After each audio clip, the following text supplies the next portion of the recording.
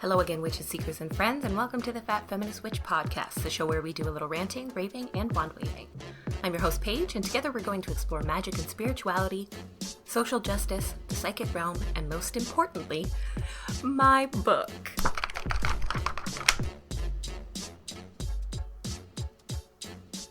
Hey friends, and thank you so much for joining me today for episode 64, which is entitled Green Witchcraft, which is the same title of my book, which is coming out next month, February 25th. Yes, I wrote a book. It's a real book. It's being published by a real publishing company, and I'm, as you can hear, incredibly excited. I got my proof copy of it yesterday, so I'm actually holding it in my hands, and every time I look at it and I see my name, I just start to giggle like, oh my God, look at that. That's crazy. Oh my God, it's real. So, fun. This is going to be, maybe you could tell, this is going to be another unscripted episode. I did one recently and I got pretty decent feedback. You guys were nice about it and a few people even liked the kind of unscripted format. So that's what I'm going to do again today. And mostly because I'm going to be sharing the experience with you. So I'm going to be sharing the experience of writing the book, what it's like to go from reviewing and reading all these witchy books to actually writing one. And how fucking hard it is. Oh my God. Writing a book's pretty hard. Just gonna say that right off the hop. It's a lot of work. I am also going to share a little spell that I have in the book that comes out of the book, and I'll tell you a little bit more about the story.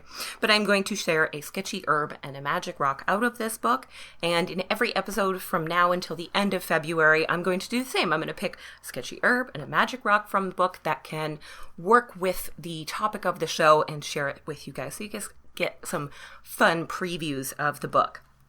You can also look across social media, especially Instagram. I'm posting quotes and pictures, and I'll be posting videos and things really soon. So that's really going to be ramping up a little bit more before we get into February. I'm very pumped. Before I get in on the book, I just want to chat a little bit. I was thinking a lot about words and colors of the year. A few people have sent me messages. I talked about that in my episode with Joanna DeVoe, and I wrote a blog post about it, how every year there is this color and a word or two words that really pop up all the time. They're words I don't end up saying myself. They end up being said to me. They end up popping up in readings. And towards the end of last year, I already figured out that the word for this year was going to be green. And for slightly obvious reasons. And green is about a lot more than just this book. It's about growth, new things growing. It's about prosperity and abundance and moving on with your life. Green is the color of healing. It's the color of the heart chakra. So it's a really, really great color for me to start working with this year. Green is one of my faves. But this year I'm going to be working a lot more with green and wearing it and just adding a little bit more of that energy to my life. Two words have also stood out a lot in the last little while. The big one is focus. And that is so real. I have been really struggling to stay focused, really struggling to get organized, to stay focused on the task at hand. I'm having a hard time even getting some of these podcast episodes out. I'm getting some writer's block with some other projects I'm working on. Focus has been really difficult for me lately. And that's something that I really need to work on this year. Something I need to find not only methods to help me stay focused, but I need to find reasons to stay focused. It's a whole little process. And this word came up, it popped up in videos on YouTube that I didn't search for, but that were suggested. I heard it on the radio even. I read it in new books that I keep getting. I get in all these different tarot and oracle decks. The word focus and the focus on focus has been incredibly strong. It comes up in every single reading. Another word that's been coming up a lot, and that today I read it and it just kind of clicked into my brain, like it's settled to its own personal parking spot that was already there, right? Is the word devotion. And that is so not a word that I use a lot. I always associate that word with romance. You're very devoted or loyal to your loved one. But devotion is anything. You can be devoted to yourself, to a cause, to, an activity, to whatever. You can be devoted to anything. So focus and devotion is still, it's very intense. It's almost like a type of ongoing focus that really comes from deep in. So those are kind of the energies that I'm going to be working with throughout the coming year, and I'm pretty excited about them. Those are great energies for me. I'm in a time of a lot of growth and a lot of new things, new experiences. So the green really makes sense. So we'll see how those continue to pop up throughout the year. If you see that I'm doing a lot with focus or with devotion, you'll know why. So let's talk about the book. Wow, what a incredible experience, first of all. I didn't write this book and seek out a publisher. This publisher sought me out, and they were like, we want to put out books in this topic, and we have a few topics that we were thinking of. And I actually, you could say tried out. I sent in a writing sample for a particular type of project. And I had, 24 hours to work on it. And I was working on it, and it was going great. And I came up with this spell that I thought was fantastic. And then all of a sudden, the next day, I looked at it, and I was like, this isn't right. This isn't what I want to send in at all. And so I changed it. I wrote something else. Now, the new spell that I wrote and that I sent in was about plants. Working with, plants and crystals. And that wasn't the main topic of that book. So I didn't get that book, and I was pretty disappointed. And I thought that was it, that was the end. I missed my chance. But maybe a month later, the same person from the publishing company got back to me, and they said, we have this other project that we really like to work on, and I think you would be great for it. And it was this one. It was about working with natural elements like plants and crystals and working them into your life and your spiritual practice in a way that people in the modern world actually can. And even now, I'm like, oh, that's so wild. The first spell that I was going to send in, it had nothing to do with that topic at all. I don't even know what it was. I think it was petitioning advice from your guides or some shit. I honestly cannot even remember what that spell was. I'm sure it's on my computer, but I remember the spell I sent in. And when I saw that Green Witchcraft was the topic of this next book, and it ended up becoming the title, when I saw that was the topic, again, it was like something clicked in my brain. I was like, oh, that's it. That's why I didn't get that. That's it. So that was very exciting. I ended up including that spell in the book, so I am going to share that spell with you guys a little bit later when we talk about a plant and a couple of crystals from the actual book. So I've never written a book before. It's my first one, and it's my first one in general. I never wrote a book of my own before. In high school, when I was, dreaming about being a radio DJ, I was also dreaming about being like a Jack Kerouac style, without being a dick, writer that, traveled around and did their own writing. To me, that all kind of fit in the same kind of vein, right? Travel writer or writer in general that, preaches the voice of their times, plus being a radio DJ. And I gotta tell you right now, like teenage me is just in here going, holy shit, girl, you totally pulled it off. This is probably not the way that I expected to be a writer or a DJ, but oh man, if I did not just like nail it, I'm a very consistent person. It's the Capricorn in me. Oh, forgive me. I've got a bit of a sore throat, so I've got some tea going here. It's black cherry. It's so good. It's so good. So I had no idea what I was doing. I was really relying on the editor I was working with, who was absolutely amazing.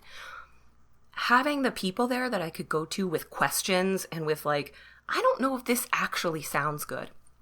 Or I don't know if this makes sense to someone who doesn't understand witchcraft at the same level I do. You know, if it's someone who is new or someone who has been practicing in a totally different way. So you guys aren't experts. Tell me what you think. And they hit me back with incredible questions and suggestions. And honestly, it was just a really great experience the entire time. I also feel now that I'm a much better writer in general. I feel so much less wordy now. I'm a very wordy person. I like to put in a lot of extra words. I repeat myself sometimes while I'm trying to think. I'm sure you've noticed. And I like to kind of go over the top when I'm describing things. I like to give many different little like options, right, as I just did. And without making me feel bad about my writing or making me feel bad about how I express myself, they cut that down to be way easier to read. You know, listening to me talk and reading something that I'm writing now feel a lot more like they are in sync. And I love that. So that is a really fantastic experience. Really, really great for me. Really good learning experience. Writing a witchy book has got to be one of the last possible things I could have imagined for myself a long time ago. But now it feels so normal and natural, and it's still blowing my mind. It's normal and natural, but blowing my mind at the same time. Explain that, right? So I really hope that those of you who decide to check it out, I know Green Witchcraft isn't for everybody, but those of you who decide to check it out, I hope you like it. I hope you find some good information that gives you some foundational stuff, as well as some fun information and some information on plants or crystals that maybe you've never used before, or not. Maybe you haven't used in your witchy practice, but you know of in your regular life. I tried to give a really good blend of specimens throughout the book. I begin by talking a little bit about what it means to practice witchcraft that is of a green variety. You know, who are these witches who are not able to be witches? And I have this section where I go over some like myths about witches that I'm trying to break. And one of the main messages in my book is that people can be someone who works with the natural environment and who works with the natural environment in a spiritual way, even if they don't, live in a beautiful little cabin in the woods in the middle of nowhere. That's fantastic. But some of us live in the city. We like it here. That doesn't mean that we're any more cut off. So, right, my first myth there is I can't be a green witch because I like living in the city, working in an office building, and wearing makeup and high heels or a suit.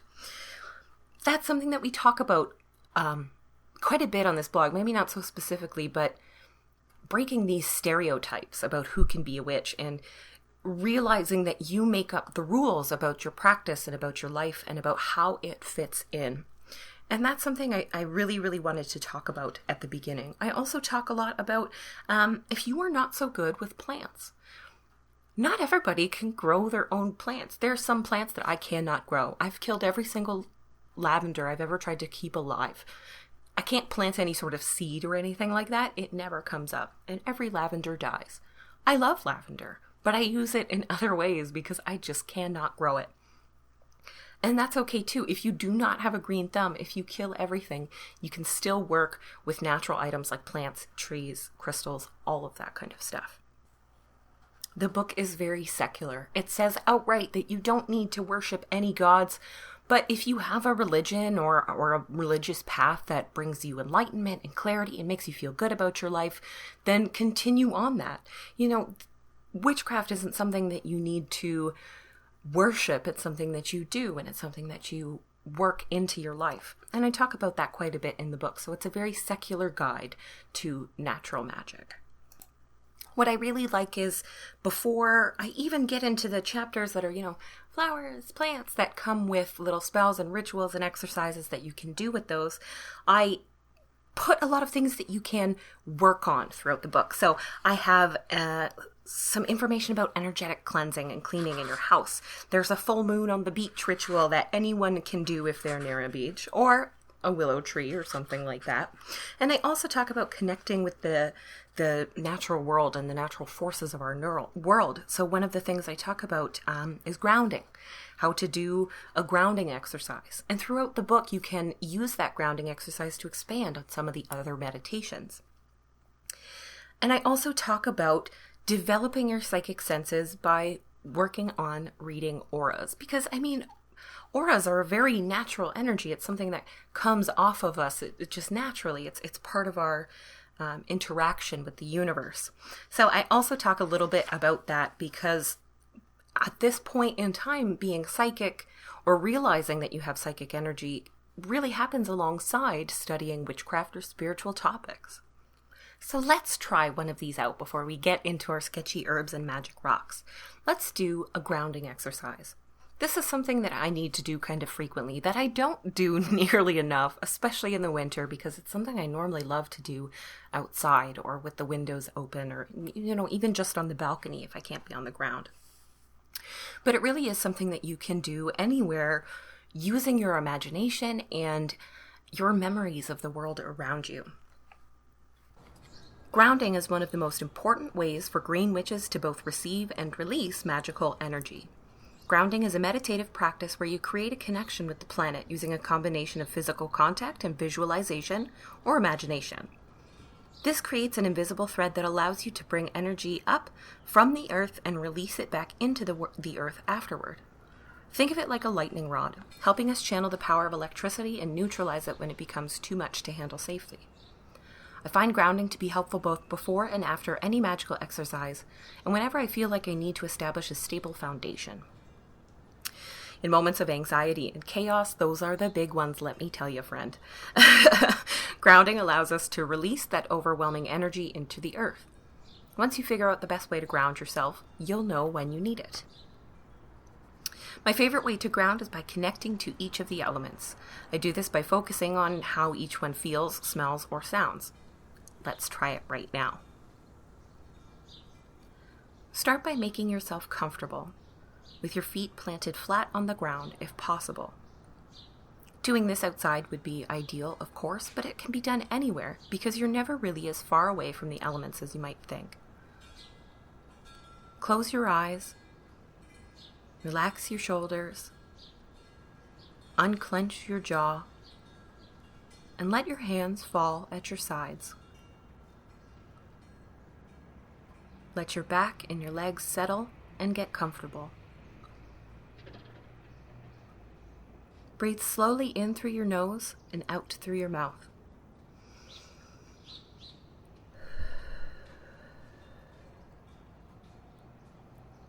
Focus on the feeling of the air coming through your nose, filling your lungs and belly.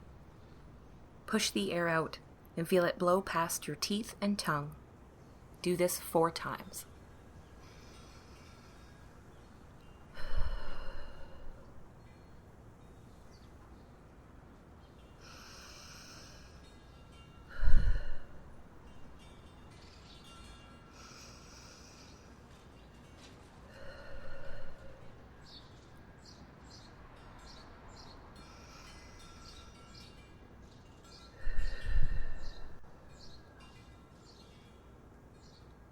Keep breathing, but turn your attention to the heat of fire.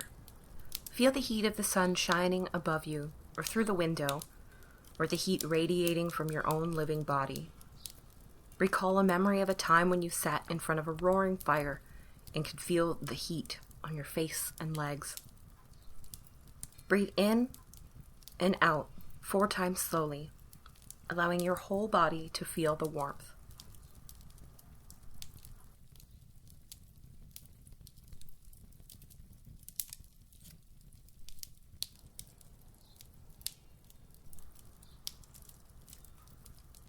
Now cool down with the refreshing energy of water. Recall how it feels to take the first step into the ocean or lake on a calm day. Feel the cold water gently lapping at your ankles and then your knees and your lower back. Remember the sensation of standing beneath a waterfall splashing salt water on your face. Refreshing and relaxing at the same time. Take 4 deep breaths and smell the salt, or the water, or the seaweed.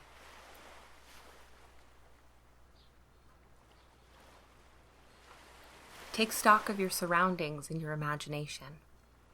Are you on a breezy beach with a bonfire going and sand beneath your toes? Or maybe you just stepped out of a luxurious bath, surrounded by flickering candles. Feel the solid ground beneath your feet, fully supporting you in this moment and in all the moments to come. Listen for the hum of the earth below and around you, and know that you're safe, supported, and connected to the planet. Breathe in through your nose and smell fresh-cut grass. Breathe out, sharing that breath with the trees that will use it to make oxygen. Take 3 more deep breaths, and when you're ready, open your eyes and come back to the present moment.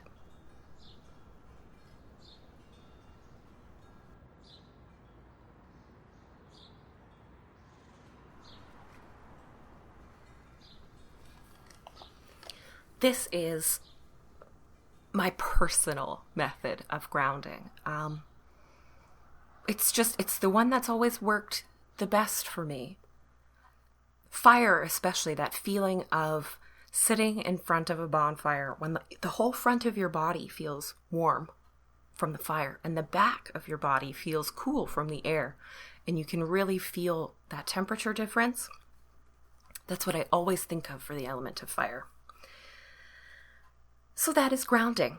And a few other times throughout the book, I advise you to do the grounding exercise first, make it the beginning of your meditation, and continue further from there. I hope you guys like that. I find it very calming. Over the last 3 years, I've shared a lot about my ongoing journey to better mental health, and I get messages all the time from listeners who are also struggling and looking for someone to talk to. Unfortunately, it can be very difficult to find therapy that is fully accessible, financially or otherwise. That's where BetterHelp comes in. BetterHelp is an online service that can connect you with real licensed counselors who can be available on your schedule and right where you are. With 4 different ways to communicate and a wide range of specialties, there's a good chance you can find someone perfect for you, all without leaving home. Everything is confidential, and if you ever feel like your counselor isn't the right fit for you, you can switch right away. Not only is the service really affordable compared to in-person therapy, they also offer financial aid for those who need it. It's okay to need help. You deserve to get better, and you can start that journey at betterhelp.com/fatfeministwitch and save 10% off your first month. That's betterhelp.com/fatfeministwitch. So now that we are all grounded and connected to the planet, let's talk about some of the fun stuff. So we have, starting with chapter 4 and going through chapter 8, we have flourishing with flowers. In this chapter, I talk about 15 different varieties of flower, all with their own energies and uses and magic. Then you'll get a chance to work with some of them in recipes and rituals and spells at the end of the chapter. Now, some of these are flowers you're probably familiar with, like lavender, which I can't grow, or roses, which I find complicated, jasmine, which I completely adore. And then there are some flowers that maybe you haven't worked with in your magic, things like red clover, or Hoya, which you might know as a wax plant. That's a house plant. I talk about house plants a few times throughout the book, because so many of us share our house with these plants that aren't common in witchy books, but they all have this very magical energy. I talk about a few herbs and flowers that help you heal, so things like echinacea and calendula. I talk about things that have a long history of magical meaning, like the lotus flower or the honeysuckle. That was one of my favorite chapters for sure. Once you get into the recipes, you have a glamour potion, a home protection, some bath salts, a rainbow rose ritual for self-love. That one was really fun. A divination dream pillow. As you know, dream pillows are my absolute favorite. So that's kind of the idea behind these individual chapters.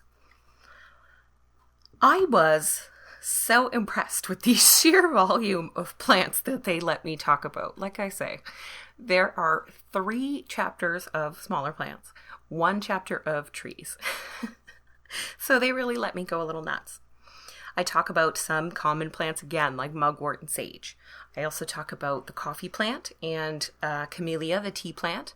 I touch, of course, on hemp or cannabis, one of my favorites, which is mullein. And then some really fun stuff, like Rose of Jericho, and Eye of Newt, and Queen Elizabeth root. One of my favorite spells in the plant section is called the Chimaruta charm bag. It's based on, I've talked about it before, the Italian Chimaruta charm, which is styled like a piece of rue with protective symbols on it. This charm bag is inspired by that. You put rue as well as other symbols that are common in the Chimaruta into a charm that you can carry around. I'm really happy with that one. That is one that, again, I carry around in my purse a lot. Some of the other activities that I have through the book are a recipe for Van oil that you make with essential oils. I have a tea recipe for when you're doing psychic work. I have an herbal healing salve, and normally, I don't do like anything medical or physical health related, but this is a healing salve that I use a lot, that I've made 100 times. I actually had to make it again to remember the recipe. I just kind of do it, right? And also, when I started to learn the magical uses of some of the plants in that healing salve, I started to use it for magical purposes as well. So I included it in the book.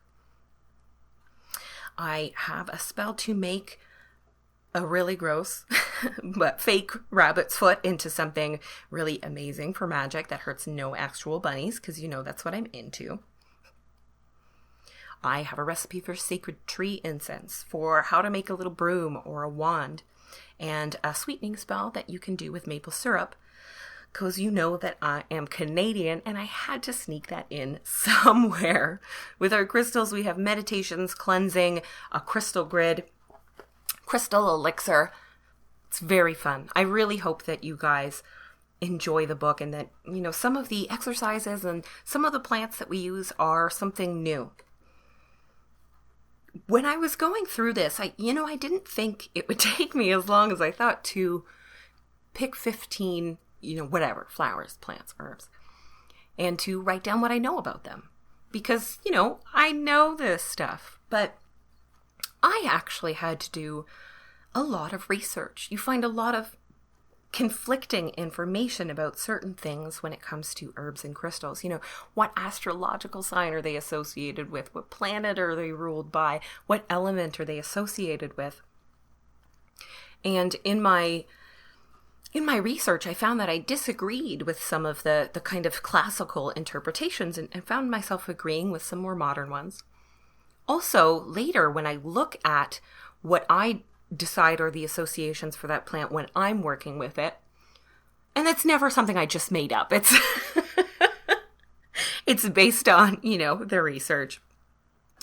But I noticed that what I connect with the most, what I feel is the most likely, often has something to do just with who I am personally or with my astrological chart.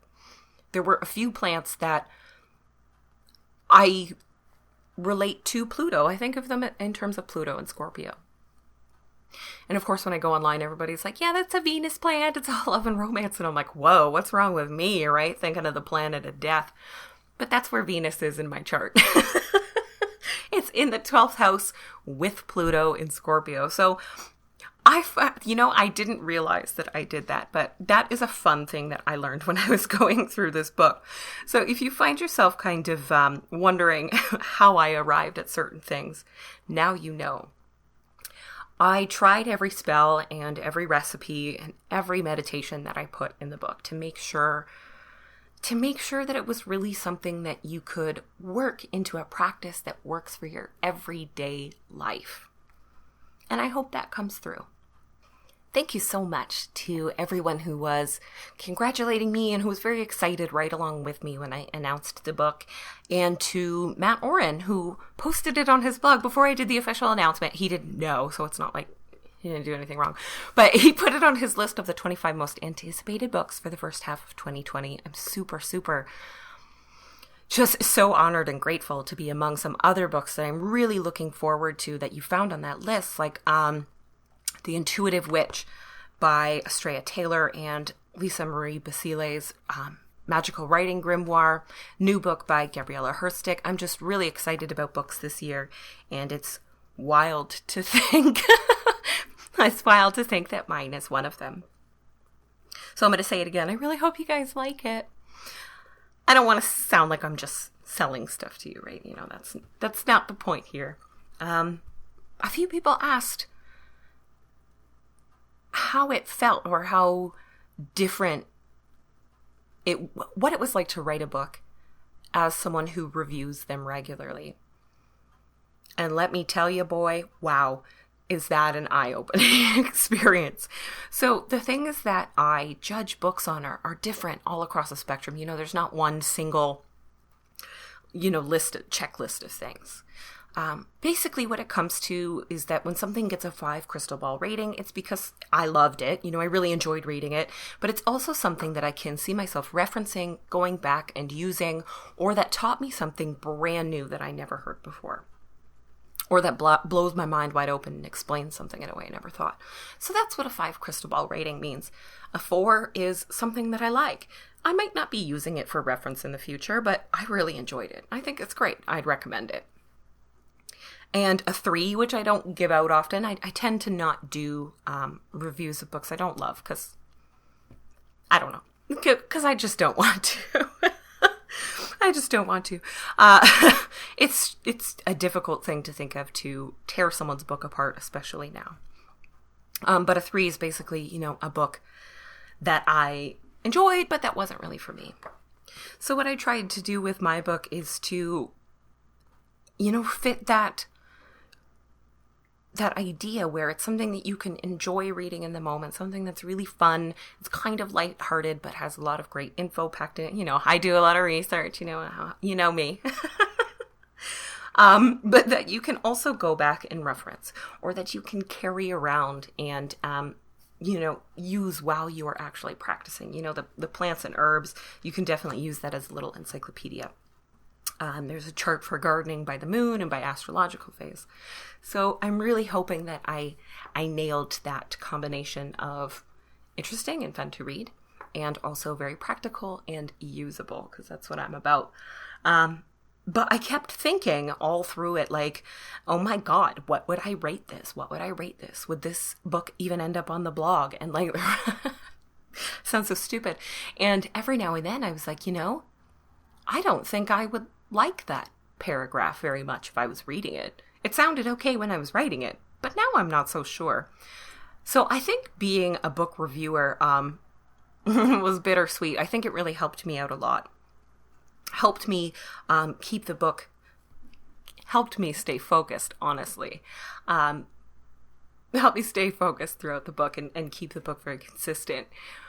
But it also made me very nervous. There aren't a lot of bad reviews out there. A lot of people don't post negative reviews or reviews of books they really did not like. Sometimes they review books they absolutely hated because they're trying to give you the heads up. But nothing that they hate, right? Or nothing that they really dislike. And I started thinking, oh, this is going to be the one. This is going to be the one that changes people's minds, and they're going to start posting horrible reviews all over the internet. I hope that doesn't happen. I think that was just my paranoia.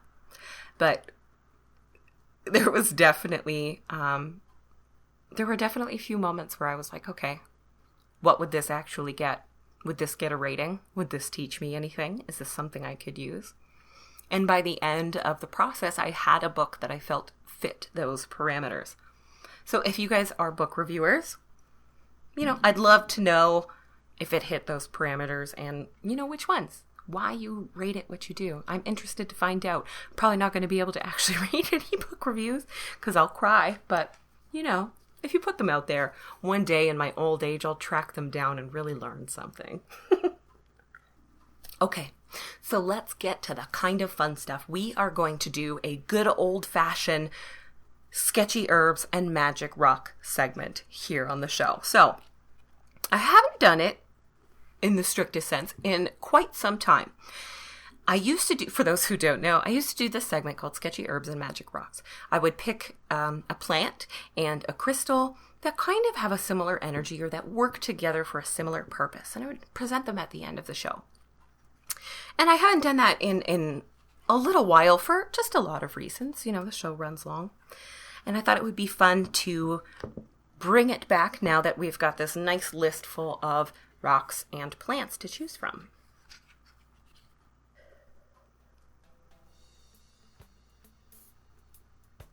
So our sketchy herb today is actually a flower. It's in the flower section of the book, Flourishing with Flowers. And it's the one I mentioned earlier, the houseplant, the Hoya. Hoya carnosa is the botanical name of the most common kind that you find in homes. This is a pretty common houseplant, and it was difficult for me to find any info on its magical uses, but I have them here at home. And the flowers they produce have this incredible scent, this incredible nectar that is just, it fills the entire room. It's intoxicating. And I just kept thinking, you know, there's no way this isn't magical. So I did some experimentation and some further research, and I came up with a set of correspondences and uses for the Hoya plant. So Hoya is associated with the element of air because it's got that very sweet and clarifying scent to it. Astrologically, it is ruled by the moon because of its umbels of these white porcelain flowers. It opens up your crown, solar plexus, and root chakras and can be used for chakra alignment, grounding, protection, moon magic, blessing, intuitions, destiny, healing, star magic, reconciliation, and setting boundaries. It's a pretty interesting combination, right? So here's what I say about the Hoya. This popular houseplant grows long tendrils covered in dark green, waxy leaves and rounded clusters of tiny white star-shaped flowers. After dark, each flower hosts a single drop of nectar that fills the room with a clear and sweet scent.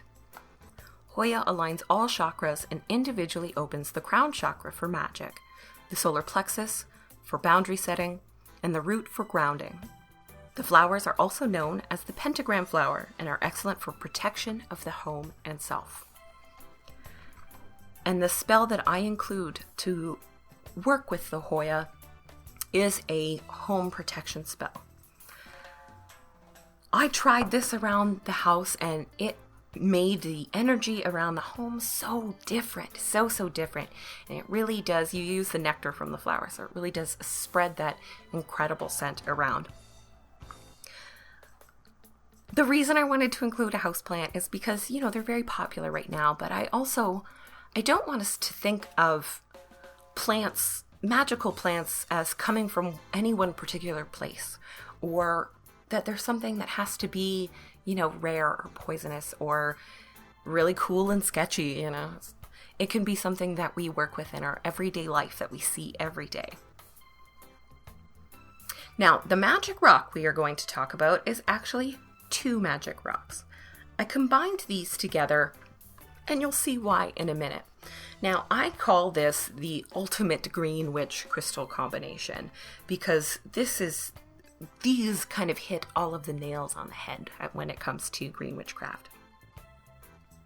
So moss agate is actually quartz with manganese and iron, and tree agate is chalcedony with dendrite, so it's like a dendritic agate. They're associated with the earth element and with the sign of Virgo. And for your chakras, moss works with your heart and is very emotional, and tree works with your earth star and is very connected to the planet. Moss agate is the stone of gardeners, new beginnings, growth, luck, drawing in business, animal magic, entrepreneurship, and prosperity. And then the tree agate is all about abundance, growth, healing the earth, connections, clearing blockages, and working with tree magic. So here's what I say about those.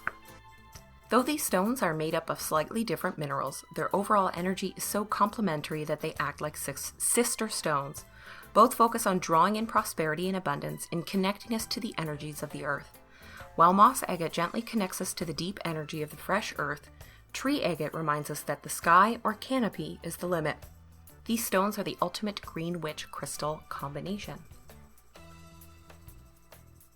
Moss agate is incredibly lucky, so it's really good for attracting luck, for gradual growth of, whatever kind of project you're currently working on, something that you need in your life.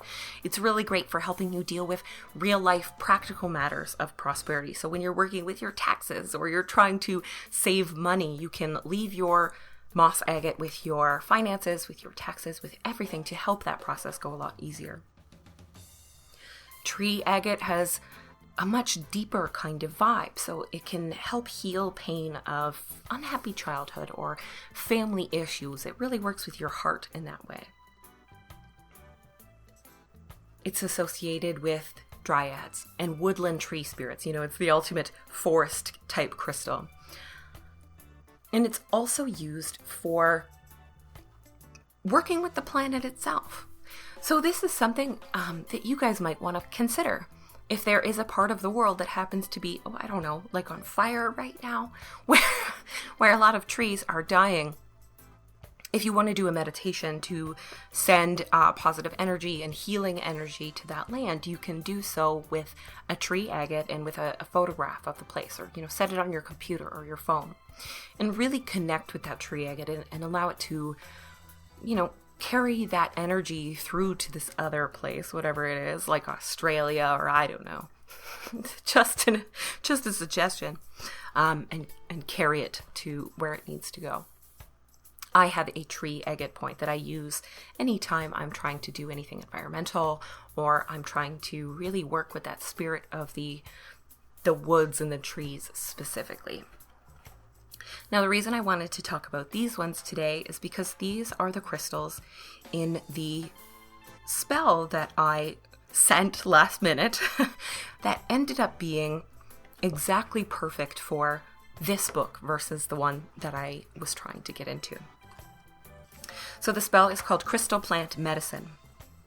Are you thinking of growing your own magical plants to use in your practice? This quick spell features moss and tree agate to help initiate them into magic and strengthen your connection. This spell can be done either before or after you've planted, or at any growing stage. So what it is a spell to actually work with your potted plant, to let the plant know that you intend to rope it into your magical practice, much like when you would be convincing a familiar to come into the circle with you and to explain your magical intention to your little animal friend. You're doing kind of the same thing with your plant, while adding these crystals to help magically heal the plant, make sure it, produces a high yield of fruit or flowers or what have you, and helps you stay connected with the energy of the plant. So all you need is a potted plant or some seeds, and you need a piece of tumbled tree agate and a piece of tumbled moss agate. If you only have one of those, that's also fine. So place one hand in the soil you're using while holding the agate pieces to your heart. Imagine or feel a green light growing around the crystal and your heart, connecting them. Move in close to your plant or your seeds so that your breath is going to be right on the leaves as you speak. And say this invocation. As I grow, so will you. As I flourish, so will you. As I open to the magic of the earth, so will you. And as I love, I'll love you too. Then you bury the crystals in the soil and imagine your plant is growing, holding on to them by the roots, and growing strong and healthy and imbued with magical energy. So that is a very simple spell that you can use when you are getting started working with your magical plants. These are not the only crystals that you can use this way. For example, my aloe plant, I have an aquamarine in the dirt, because aloe is a very, it's a watery plant on the inside, but you don't want it to drown. So I have the aquamarine in there to try to provide kind of a balanced, watery vibe. I also have green kyanite and some clear quartz planted in some of my other houseplants. The ones that survive. The ones that survived the great spider mite infestation all had crystals in the dirt, so go figure. So you can find out more about those sketchy herbs and magic rocks in my book, Green Witchcraft, a practical guide to discovering the magic of plants, herbs, crystals, and beyond. I hope that this episode was not too annoying.